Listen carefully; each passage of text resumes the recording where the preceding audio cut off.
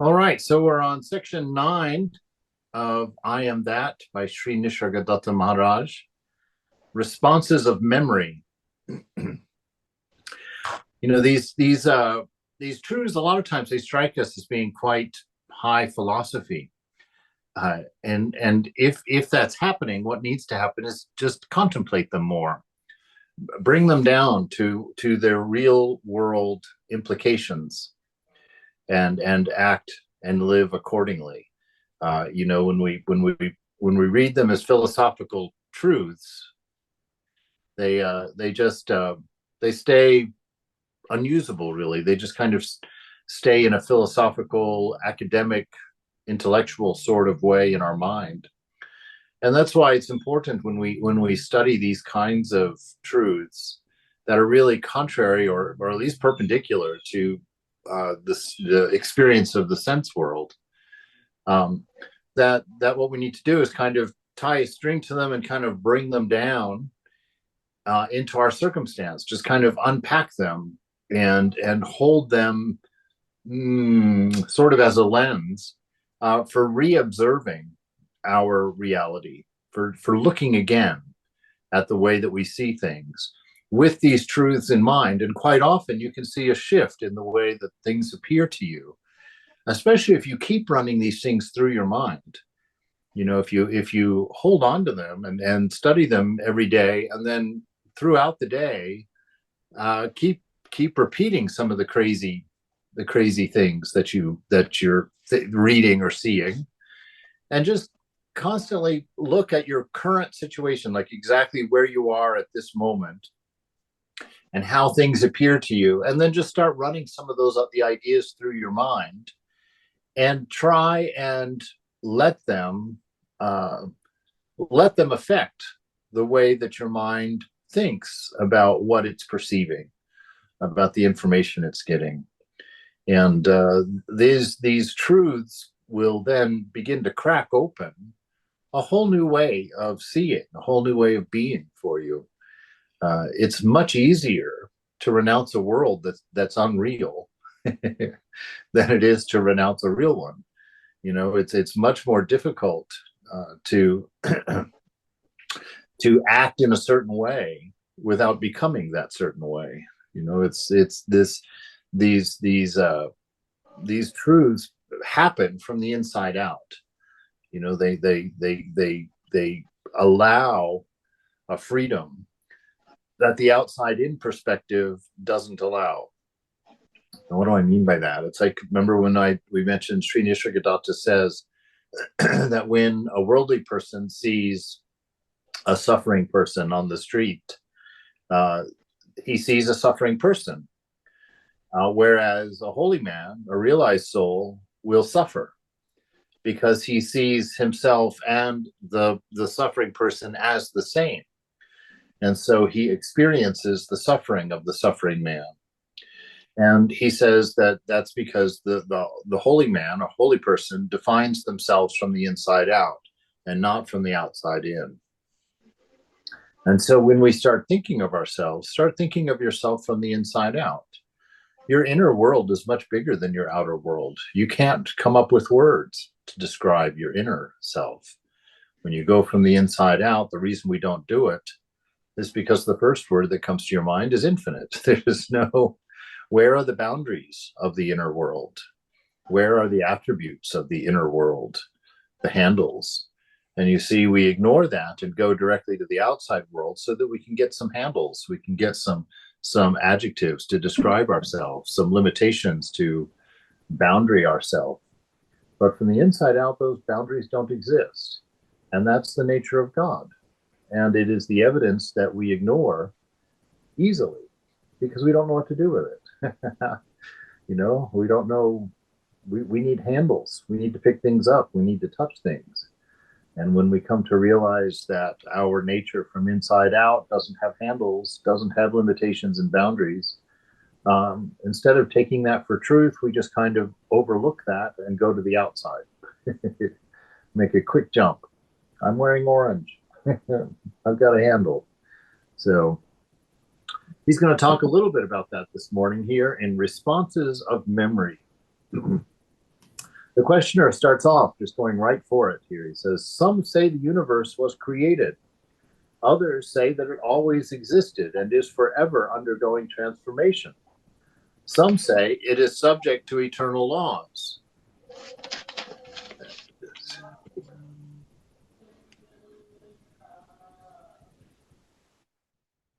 All right. So it says that others say that it has existed forever and is forever undergoing transformation. Some say it is subject to external laws. Others deny even causality. Some say the world is real. Others that it has no being whatsoever. Maharaj, I love this. I love this question, this response. Maharaj, which world are you inquiring about? Which world are you inquiring about? And what's even better is the why he's asking this question. So the questioner says, well, the world of my perceptions, of course. And Maharaj says, the world that you can perceive is a very small world indeed, and it is entirely private. Take it to be a dream and be done with it. So this is an interesting perspective because this is the reality. Look around you right now at what you can perceive. That's a very small world. And that's the world that we live in. The world becomes big because of assumption. And assumption's another word for ignorance. We assume continuity, we assume beyond. But the actual world that we perceive is very small. You know, it's if you live only in the world that you can perceive, you know, you can believe very simplistic things about it. It's you can box yourself in quite conveniently. But we live in an infinite world. So he says the world you can perceive is a very small world indeed, and it's entirely private. It's your own. It's created in your mind. We've talked about this many times, that we don't live in a world, right? We all assume we live in a common shared world. We do not. We live in private worlds. We live in our own mind. And others exist in our own mind only as thought. Now, what they are in and of themselves, we don't know because we don't know ourselves in and of itself yet. And so we create symbols for everybody. We put faces on them and hair on them and give them personalities and give them a kind of a steady nature, even though they're probably all over the place, and give them a name. And then we're very comfortable with them. We've reduced them to an identifiable, somewhat controllable entity in our private mental world. But he's saying, pay attention, understand that your world is very small, the world of the senses. And he says it's a private world. It's a world you can't show anybody else, that you can't share with anybody else, because it exists entirely within you, a world of symbols that you've created for an assumed outside world. But we can't verify that. So he says, take it to be a dream and be done with it, right? Don't trouble yourself over it. It doesn't have a reality in and of itself. It will be finished with itself in time. Sit around and wait for that. How can I take it to be a dream? A dream does not last. Well, how long is your own world going to last? You know, why assume that this world is going to last longer than our dream world is going to last? And just like we wake up from the dream world, apparently we'll wake up from this world. And there'll be a whole new set of whatever is. Who knows? The questioner, well, after all, my little world is but a part of the total, Maharaj. Is not the idea of a total world a part of your personal world? The universe does not come to tell you that you are part of it. It is you who have invented a totality to contain you as a part. In fact, all you know is your own private world, however well you have furnished it with your imaginations and your expectations. Well, surely perception is not imagination. What else? Perception is recognition, is it not? Something entirely unfamiliar cannot be sensed, cannot be perceived. Perception involves memory, granted, but memory does not make it illusion. Perception, imagination, expectation, anticipation, illusion, all are based on memory. There are hardly any borderlines between them. They just merge into each other. All are responses of memory. Now, why would he be making a point of this? You see, because memory is not real. memory doesn't exist. Memory is recalling something that is no more, that has already undergone its change. It's already different. And so our entire ego structure is based on memory. Our entire personality is based on memory. Our assumptions about the world are based on memory. Our projections of the future are based on memory, right? So, and what if we in the past we talked about memory being a very particular thing? Memory is attachment, right? Memory are the things you take out of the immortal presence and put them and cling to them, remember them, hold on to them. Pictures are all attachments. They're things that we don't want to let flow in the stream of time. We want to take it out of the stream and bring it to ourself, our permanent self, our sense, this permanence that we have, that deep-rooted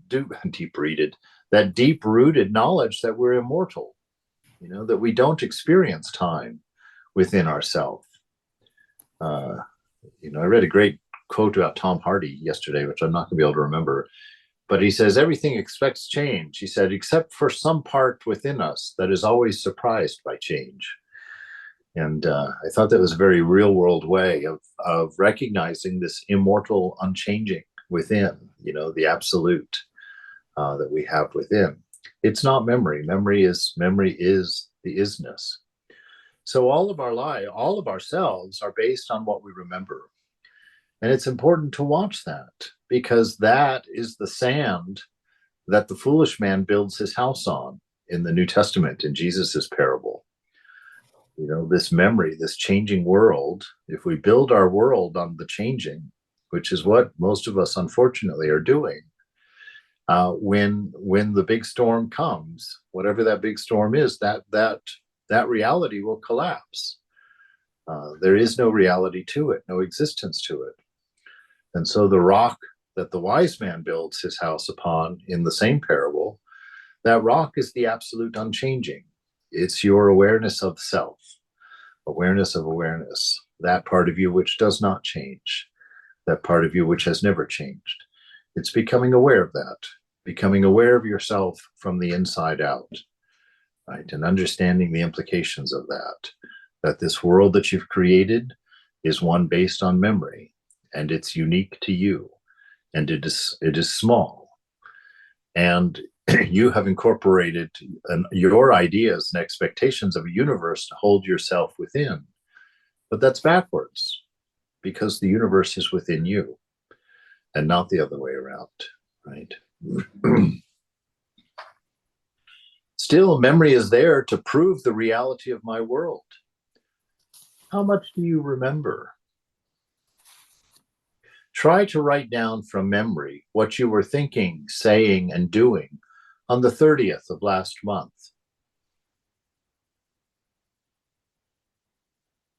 Questioner. Yes, there is a blank.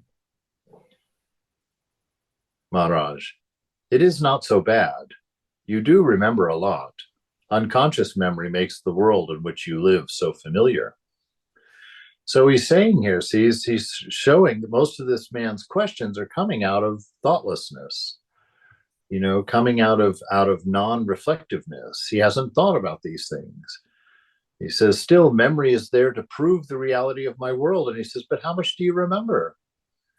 How can that broken vehicle of memory, which contains nothing but completely biased interpretations of an external influence, how can you rely on that? He says, just test yourself. You don't even have to go to the 30th. You know, I sit here every time I start one of these classes and I look at where we are in the book, you know, and I sit there and try and remember where we're at and what we were talking about. It's like, I don't know. I guess we're starting here, you know, and this is the way life is. And yet we maintain an illusion of having an accurate memory. I think I've told that story. When I grew up, I lived in Germany for quite a few years, and I had a very close friend named Brigitte, and she and I would spend every day together as much as possible. In the summers, I'd be at her house, or she would be at my front door. First thing every morning, one of us would be at the other's house, and the entire day we would play. And I came back to the United States, and I didn't see her again for, I don't know, 12, 15 years, something. And I went back to Germany and had chased her down and looked her up. And we met, and we met in the small town that we had grown up in. And we took this wonderful walk out into all the areas that we used to play. And it was a surreal experience that changed me forever, because she was so close to me and so much a part of my world, even after having left Germany, that when we walked, she remembered a whole different set of memories than what I remembered. I remember her talking about, oh, do you remember when we let the goldfish go here in the creek by the side of the road? I was like, what? What goldfish? You know, I sat there and racked my brain for it, and finally came up with a sliver of a memory of a goldfish, you know, that we had let go in the stream.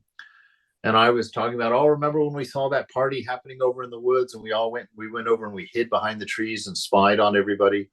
And she was like, no, I don't remember that at all.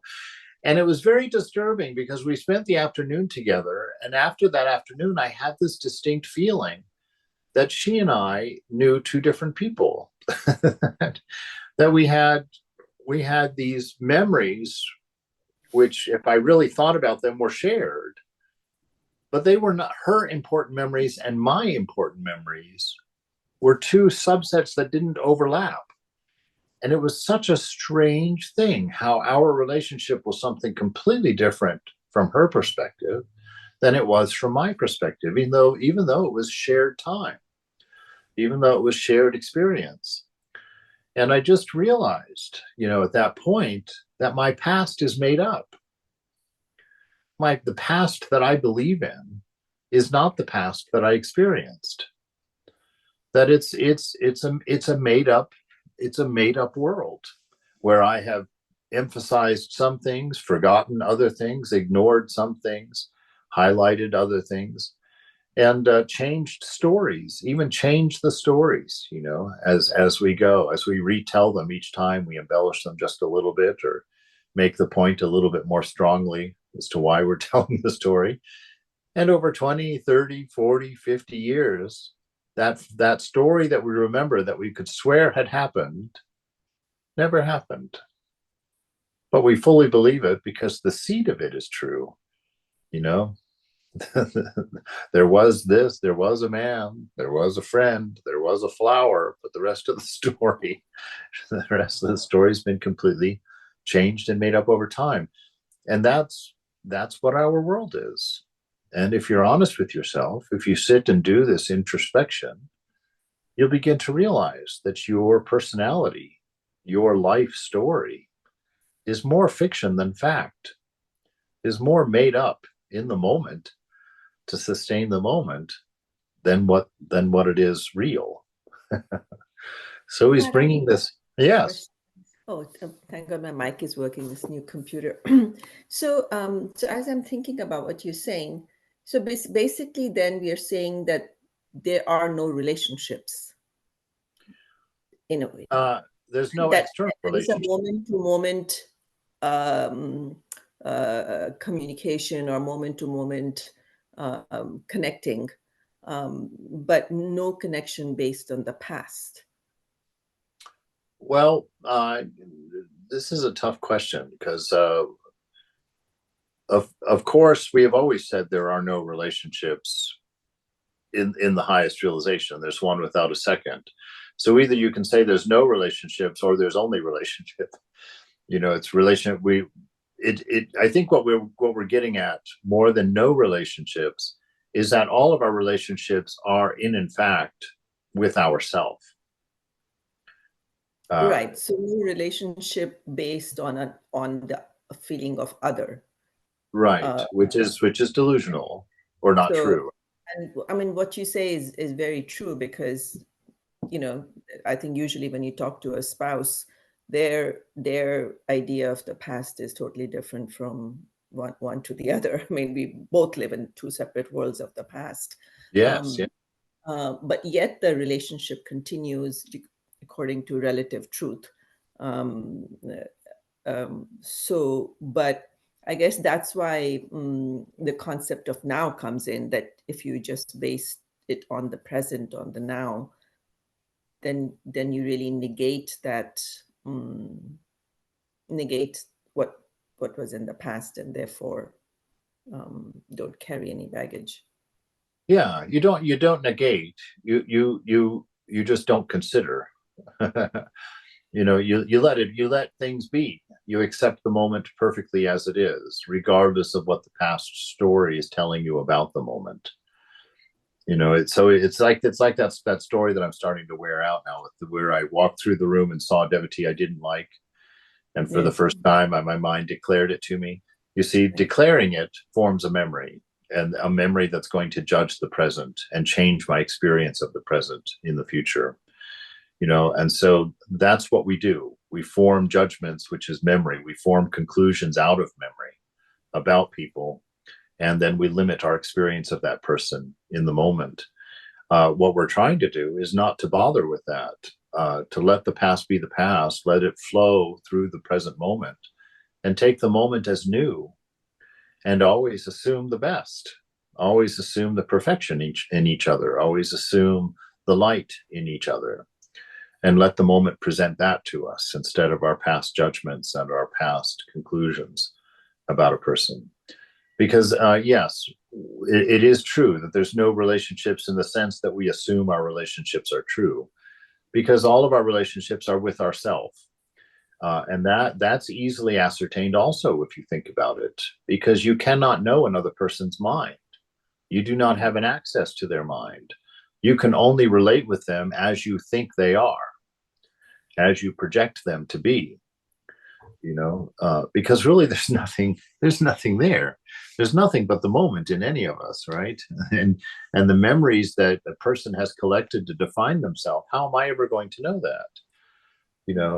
And the memory, the person's condition in the moment with all of their life force in it. What am I going to know about that? I don't know any of these things. I simply project myself onto people that I know, taking into account the things that I know. But all of you are a projection to me. I'm a projection to you. We cannot know each other in that sense. The only We can accept that as true and then come to know ourself, the true self, and then we know everybody. Then we know what's real, because that's how a sage can look at you and know so much about you, because the sage knows the true self. So he knows he knows the source of the light behind you. And when it comes out the front of the lens of your personality, and he can see the changes.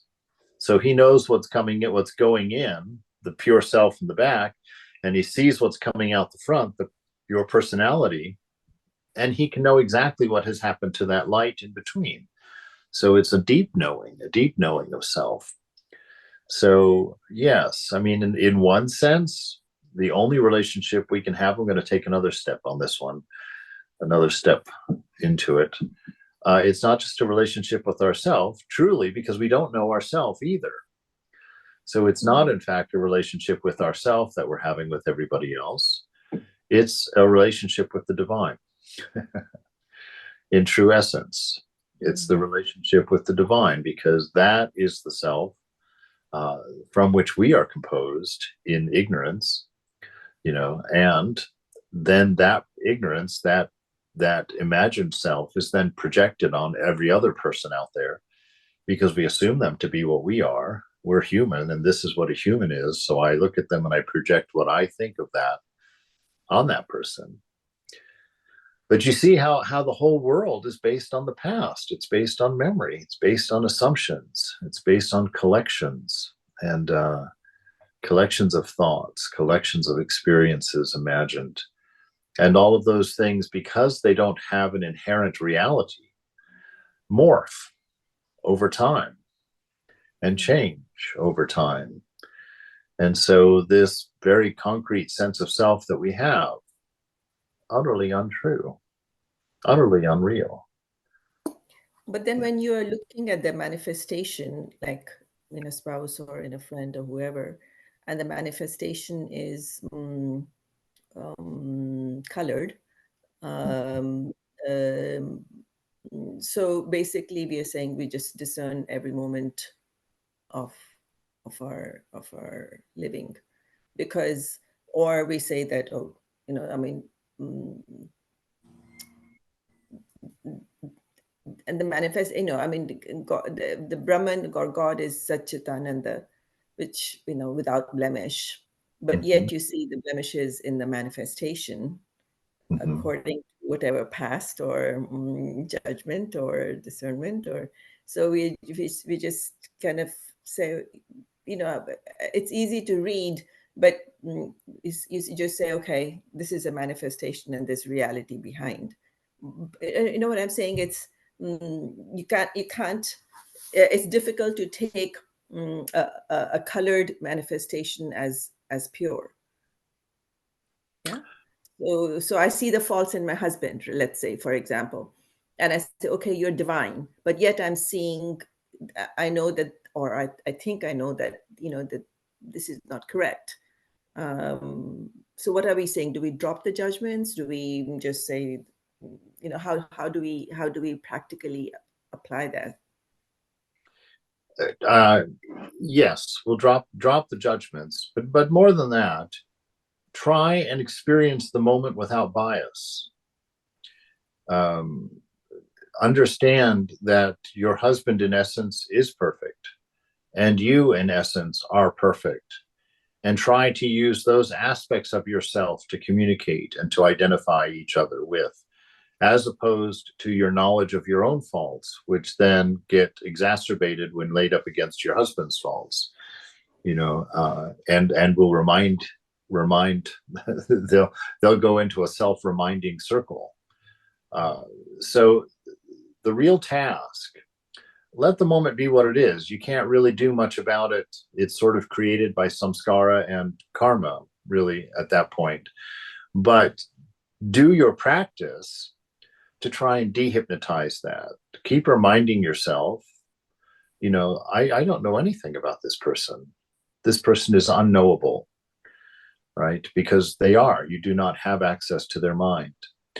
So they are truly unknowable to you. So let them be unknowable and take each encounter with them as new.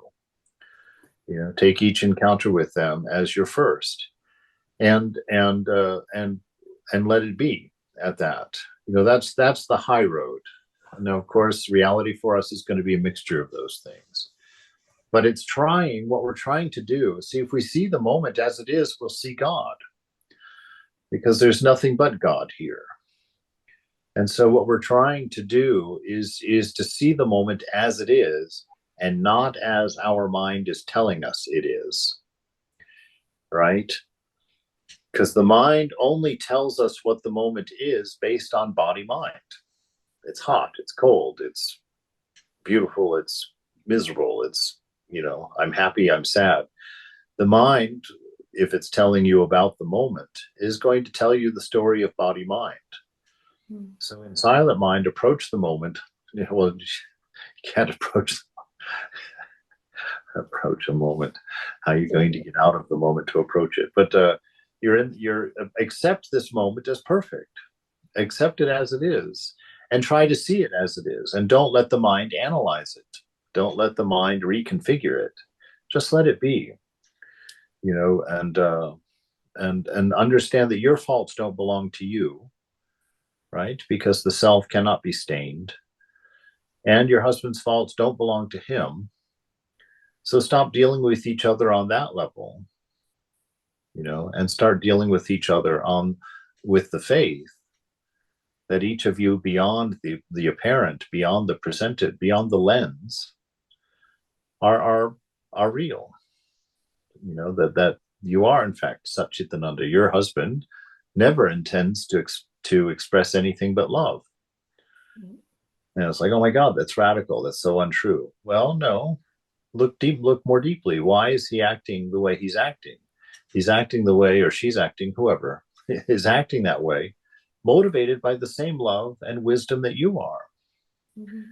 That their anger at you is because of their love of something else, something that somehow you're in the way of, or that you're not allowing to manifest. And so they're getting angry. And we define them by their anger, because that's what we are experiencing from them, right? But it's not anger that they're expressing. It's a love for something that they can't have that's expressing through anger. A love for something that's not being accomplished that is manifesting as anger. And so start to see the world, see things from the motive of love in all things, and not in relation to what our mind is telling us about the moment. That's what we're trying to do. Because the world is real. The world is God in its essence, in its reality. What we think it is, what our mind is telling us it is, from moment to moment, that's the illusion. That's the lie, frankly. Yeah. And that's what we believe, and that's where we live, and that's why we suffer so much, because we don't know the nature of what we're dealing with, and so we deal with it incorrectly. We propagate our illusions, reforming our memories. Thank you. Sure. All right. So how much do you remember? Try to write down from memory what you were thinking, saying, and doing on the 30th of last month. Or, if you're pretty good, if you can come up with a 3-hour continuous description of just yesterday. Pick a time yesterday and try and write down what you were doing for 3 hours, for this 3-hour window yesterday, and see how well you even do with yesterday before you realize how faulty your memory is and how made up it really is. Or what's even better is find an old friend and pick a memory and talk about it. And you'll begin to see all the little things that you've changed over the years, all the little mistakes, all the little retellings. Very interesting. So what the guy admits, yes, there's a blank. There's no way I can remember that. And Maharaj says, well, it's not so bad. You do remember a lot, right? Because he doesn't want this guy to lose his sanity. So he says, unconscious memory makes the world in which you live so familiar. Questioner, well, admitted that the world in which I live is subjective and partial. What about you? In what kind of world do you live? Maharaj, well, my world's just like yours. I see, I hear, I feel, I think, I speak, and act in a world I perceive, just like you. But with you, it is all. With me, it is nothing. Knowing the world to be a part of myself, I pay it no more attention than you pay the food that you have eaten. While being prepared and eaten, the food is separate from you, and your mind is on it. Once swallowed, you become totally unconscious of it. I have eaten up the world, and I need not think of it anymore. That's beautiful. It's a wonderful way of making that point. That food is thought about until it's eaten. And then it's not thought about anymore at all, because it's part of you. And so when the world becomes part of you, there's no thought of it. That's where the thinking stops. That's where the quiet mind develops.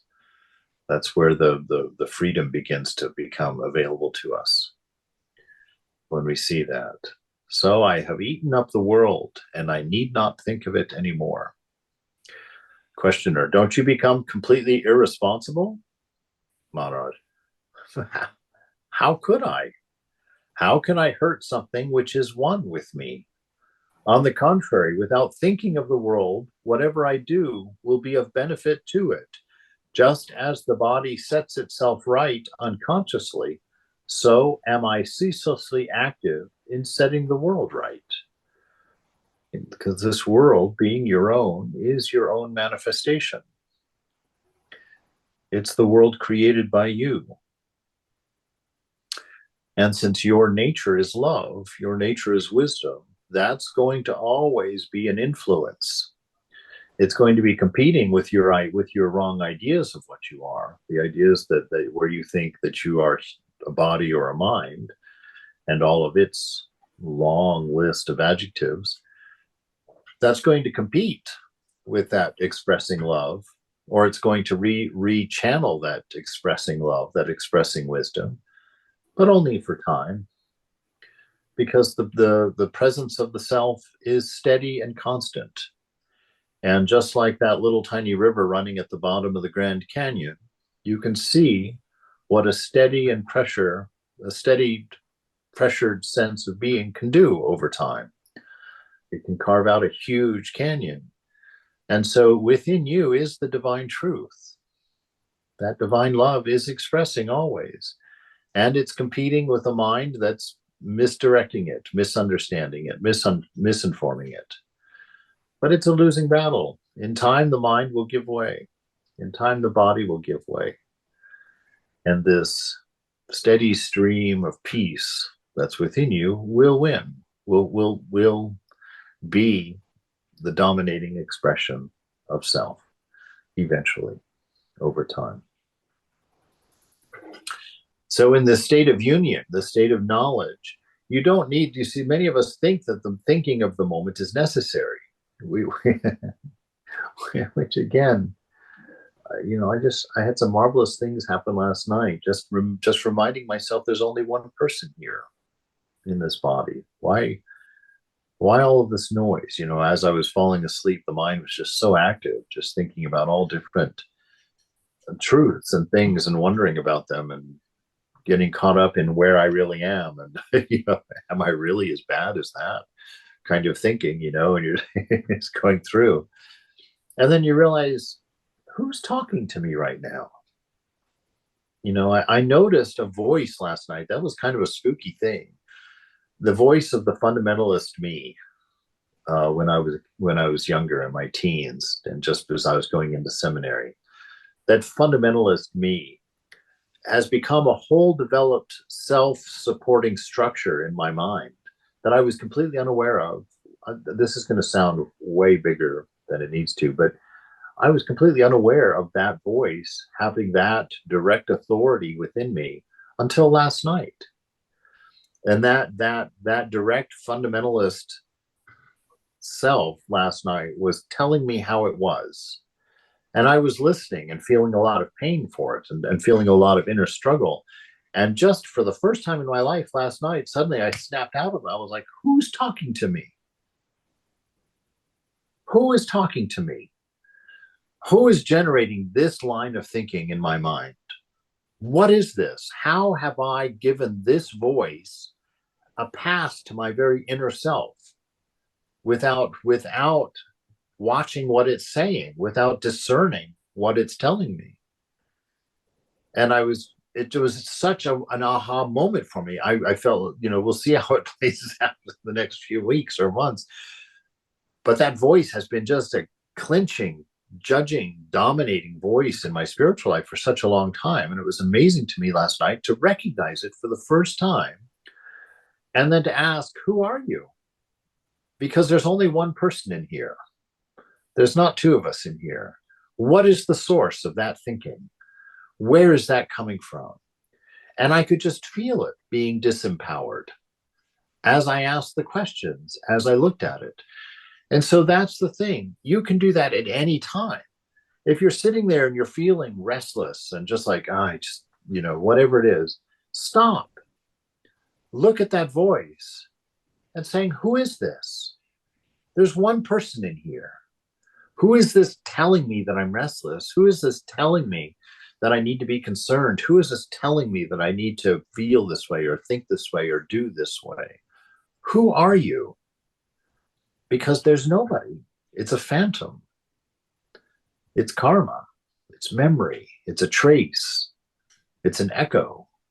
But there's nothing there. And that's all we're trying to do. We're trying to recognize who's talking, because there is no one talking. There's only you. There's only the self within. And it doesn't need to tell itself anything. It doesn't need to think through anything. Because what could it possibly tell itself that it doesn't already know? Trust that and be at peace. That's what he's telling us. Stop projecting. Stop giving authority to thoughts, to the lines of reasoning. Stop splitting your sentience into multiple pieces and arguing with it. That's the thing. If you don't want that piece of cake, don't eat that piece of cake. How many people are in here? It's just me. And do I want to eat that piece of cake or not? No, I don't want to eat that piece of cake. Then why the argument? Who is arguing? Who's telling you you want that piece of cake? And on what authority are they telling you that you want that piece of cake when you clearly don't want that piece of cake? It's not healthy. I don't need it. I'm not hungry. All of those things. This is all we're trying to do. We're trying to come to the moment as it is in its pure self, without projecting our past over it, this is so marvelous, because this is all of Vedanta. Because what is that past that you're projecting? It's your karma. What is your karma? Your attachments. What are your attachments? Your wrong identities of self, the permission that you're giving to these voices in your mind that don't have the authority you've given them. They don't have the reality you've given them. And so you live in this tormented space where your mind is broken into all of these agitating voices. And some of them are comforting voices too, but there are all these different voices that we've shared our sentience with by saying, that's me, and that's me, and that's me. But that's not you. That's a restless mind. That's a noisy mind. And when you realize that it's not you, it will quiet. It will quiet, because its lie will be laid bare to you, as long as you don't assume that it's true.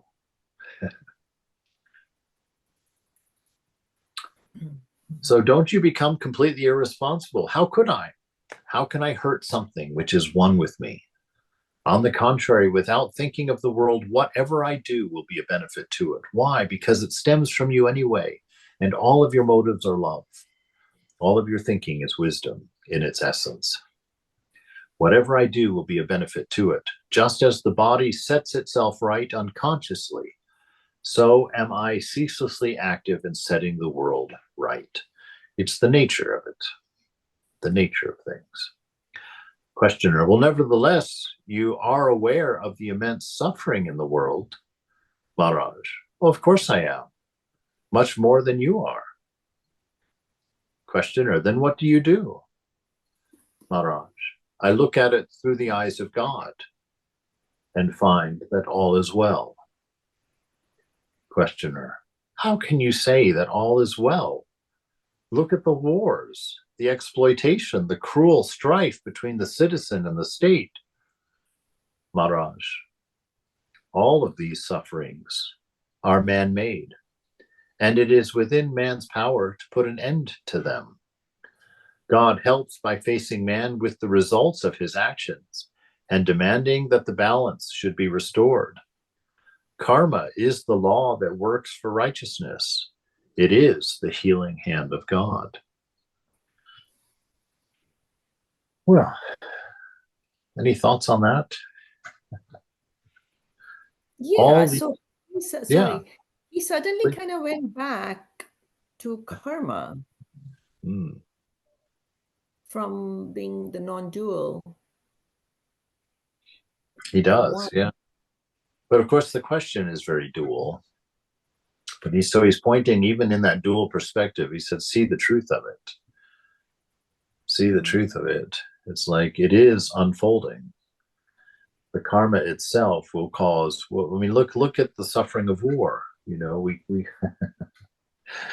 if we could remain conscious, if we would stop becoming unconscious, we would just have one war and we'd be done with it. We'd be like, oh my God, that was a terrible idea. that ruined everything. Let's not do that again. And we don't for a decade or 2 decades. And then suddenly we forget. And we're a new generation of leaders. We've got different people involved. We forget how horrible that was, and we do it again. So it's really, I mean, he's giving a steady message here. Even though he's going back into karma, he's still emphasizing you as the awareness.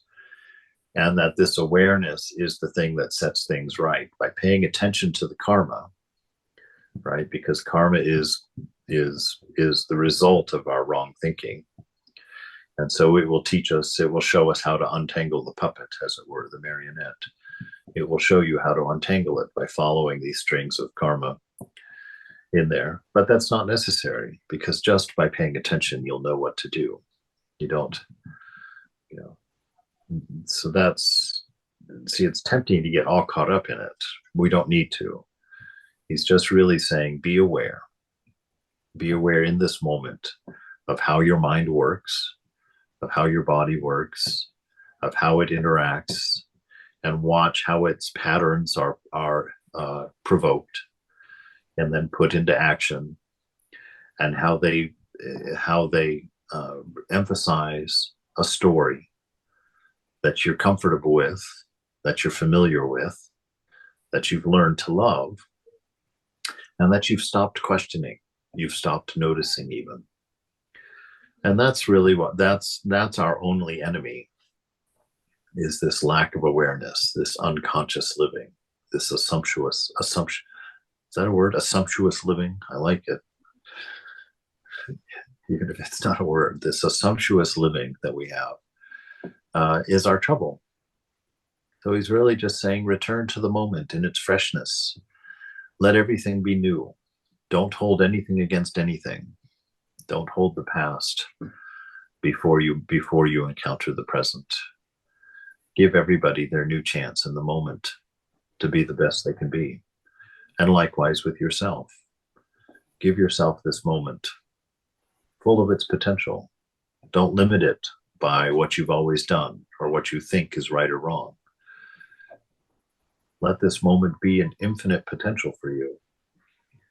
And then go inside and let the action manifest from within. Don't let the mind tell you what to do with this moment. Let the heart inspire what's done in this moment. So this is what he's saying. So all sufferings are man-made, and it is within man's power to put an end to them. This is the frustrating thing. You know, I was watching these the other day. I was watching, I don't remember who it was, but it was some botanist or some animal studies person who lived out in the wilderness and had such a rapport with the animals, you know, these lions and tigers that he had spent his time with. They lounged around him like house pets. And it just occurred to me, I thought, look at that, how animals directly respond to love. I mean, instantly respond to it. And it really shows us what a different world this would be if really we allowed ourselves to be motivated by the inner love, by that, before the mind, before our analysis happens, to let that love win.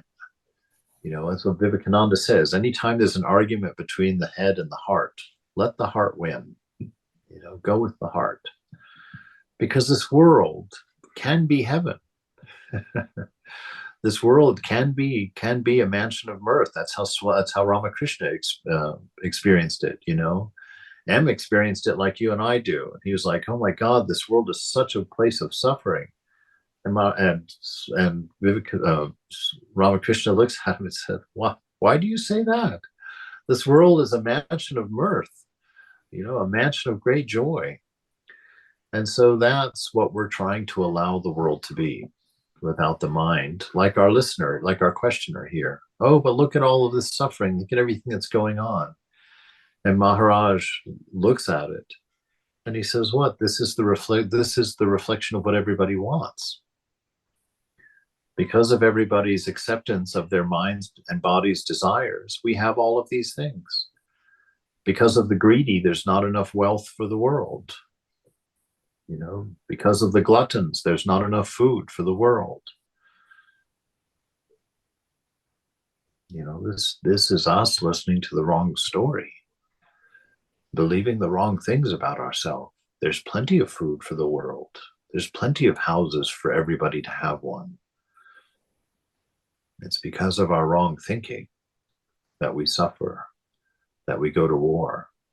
That's not the natural condition of the world. That's not the world that the moment presents to us. That's the world of memory that our mind creates by wrong thinking and wrong understanding about the moment that is presented to us. The moment holds full potential for peace. The end of world hunger is presented in full potential in every moment. But from moment, we choose greed, we choose lust, we choose anger, we choose jealousy. Right? So section 10, witnessing. Questioner, I'm full of desires and I want them fulfilled. How am I to get what I want? There's a loaded question. Maharaj, do you deserve what you desire? In some way or other, you have to work for the fulfillment of your desires. Put in energy and wait for the results. Well, where am I to get the energy? Well, desire itself is the energy. Then why does not every desire get fulfilled? Maybe it was not strong enough and lasting. You see, because that's the trouble. This is something that I learned quite a few years ago, which was quite stunning to me, and it took me a while to accept it. The fact that the universe, your beloved, says yes to everything that you ask for. All prayers are answered in the affirmative, but only to the degree at which they are prayed. You put up every action of your body, every thought of your mind is a prayer. If they were single-minded, you would experience the kind of power in prayer that moves mountains into the ocean. You would be like Ramakrishna, who would think to himself, oh, I'm going to build a fence around the Panchavati today. And then all of a sudden, all of the materials wash up on the shore of the Ganges to do just that. Because there's single-mindedness there. He knows what his prayers are. He's aware of every action and aware of every thought. And they've been disciplined and they've been trained, and he's found freedom. So his thought and universal thought are one and the same. His thought and the thought of the universe are the same. He is a manifestation. He is not a thing in and of himself. I am a whole through which God can be seen, is how he says that. And so this notion of awareness comes right back down into play again. Become aware of your prayers, and then you can become an effective prayer. Become aware of what you're asking for and make sure that it's what you want. It's part of that unification of our inner world. There's so much strength. I find so much strength in that thought of when I realize, like when I'm being tempted or when I'm being bothered or there's two opposing energies in your mind for whatever reason, there is so much power in just stepping out of the argument completely and looking at it and saying, who are you? There's one person here. And that helps bring your mind into alignment so quickly. In the middle of that temptation, when you're just being dragged on, hounded, it's like, you shouldn't do that. That that's not a healthy thing in your life. And it just hounds and hounds and hounds and hounds. At some point, you've got to stop and you've got to stand up and say, what is this? Who is hounding who? There is one person here, and this is who that one person is. And you just demand silence beyond that. Don't tolerate an argument. Demand the silence, demand the inner peace that is your nature, that is yours as an heir to the divine. Then why does not every desire get fulfilled? It was not strong enough and lasting. Yes, that is my problem. I want things, but I'm lazy when it comes to action. You see, laziness is not a thing that opposes it. Lazy is just your other desire that's competing with these desires. You know, laziness itself is a desire. And so laziness wants to be fulfilled also. But it's also ruining your desire to make enough money for a new car or a new scooter or something. When your desire is not clear nor strong, it cannot take shape. Besides, if your desires are personal for your own enjoyment, the energy you give them is necessarily limited. Why? Because you only have that small, limited world that you've created from which to draw your energy. If it's a desire built and framed by that small worldview that you've adopted. If your desires are personal for your own enjoyment, the energy you give them is necessarily limited. It cannot be more than what you have. Questioner.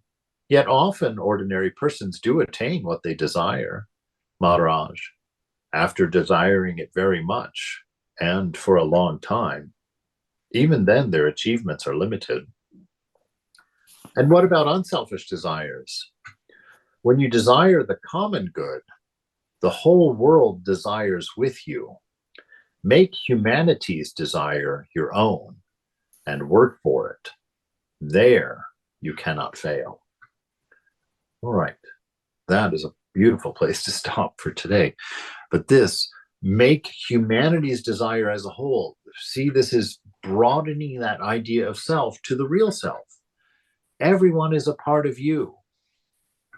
Everyone, there's a oneness in you, a unity, a one without a second, whose power is love, whose power is wisdom. Open the mind. Expand your sense of being to include everyone. And that's how we become saints. That's how every action that manifests out of us becomes perfect. You know, that's the space Jesus stood in when he said, be perfect as your Father in heaven is perfect. You know, how did he have the gall to tell us to be perfect, you know, that are always being referred to as sinners and downfallen? Because he also knew the divine self. He was a knower. And so he's like, I'm not telling you to become something. I said, be perfect. He does not say become perfect like your Father in heaven is perfect. He says, be perfect as your Father in heaven is perfect, because he understands your nature is perfection. Allow yourself to be perfect by knowing who you are. You know, you and the Father are one. Desire the best for all. And then you're working with an energy bigger than your own little world. You're working with the universal self. And that power is unlimited. So choose those for your desires, and you'll have all the energy in the world to work them. You'll see that if you read the stories of even just the saints of Ramakrishna. You know, just read about their lives, and you see how much power they had available to them to manifest this order and to manifest these teachings and to manifest what's going on even in the world today. Right? So always take the big view. Always take the universal view, and you'll watch your desires being fulfilled everywhere. All right. Anybody have a question or a comment? Let me turn off the recording.